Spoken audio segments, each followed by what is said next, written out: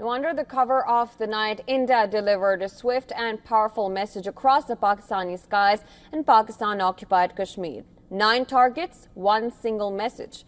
Those who dare to attack India won't go unpunished. Scalp cruise missiles, hammer, precision-guided bombs, loitering munitions.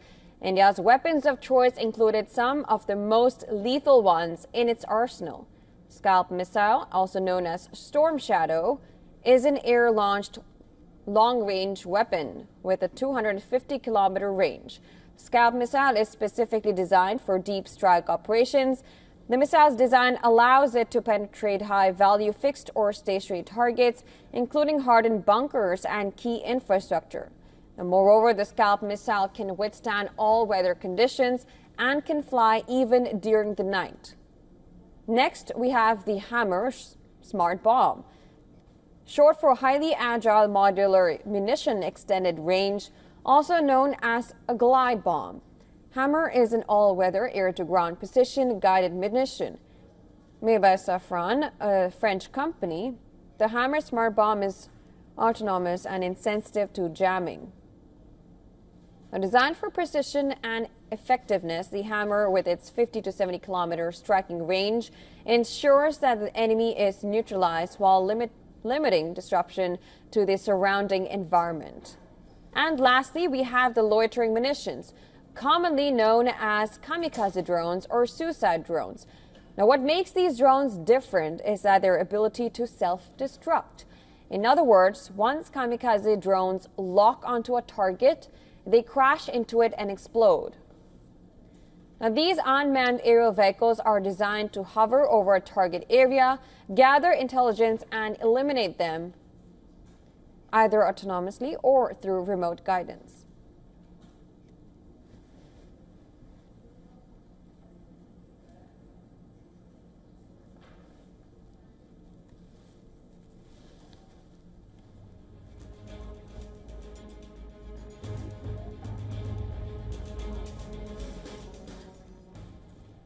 And well, earlier we spoke to retired Lieutenant General D.S. Huda, former Northern Army commander, someone who spearheaded the 2016 surgical strikes across the LOC.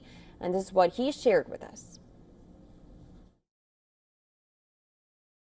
I think this is much larger in scale and scope than we have seen both in 2016 and 2019. By hitting targets, particularly aimed at terrorist leadership, the Jaish in Murid Khe and the Jaish-e-Mohammed in Bahawalpur.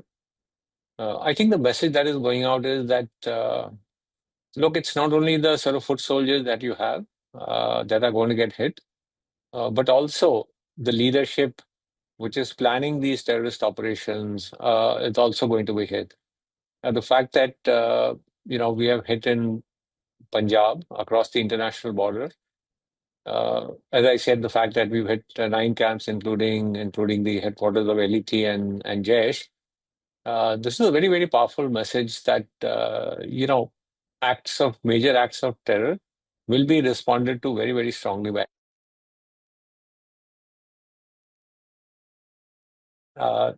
These were large terror infrastructure camps.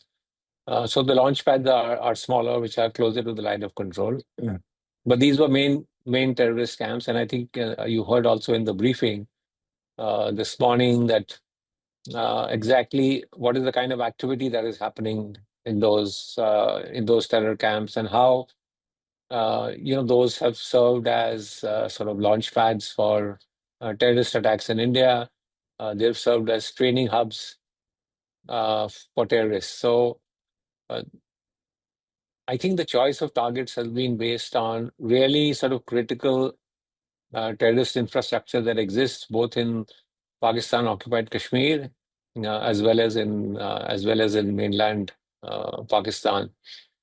From what we know, most of these targets have been hit by missiles from aircraft.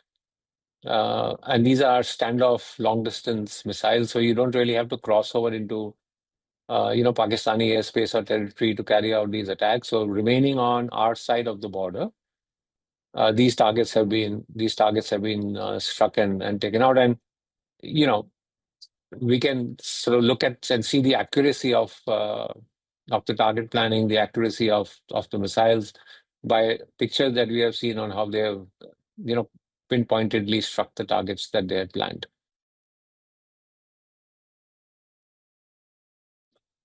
Particularly after we have received the Rafale aircraft, that along with them we've got missiles which can carry out very precise strikes with while remaining at a fairly sort of long standoff distance. You don't have to really go on top of the target to hit it.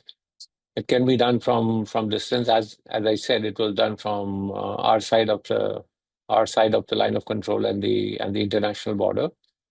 Uh, so these, as I said, are very precise weapons, and because they are so precise, it also avoids any kind of collateral damage, uh, minimizes casualties to civilians.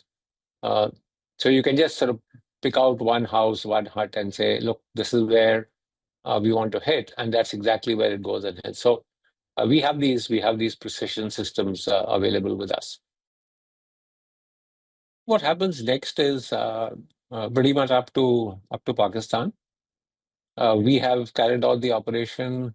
The Foreign Secretary, in describing the operation today, has said, that we have tried to control escalation.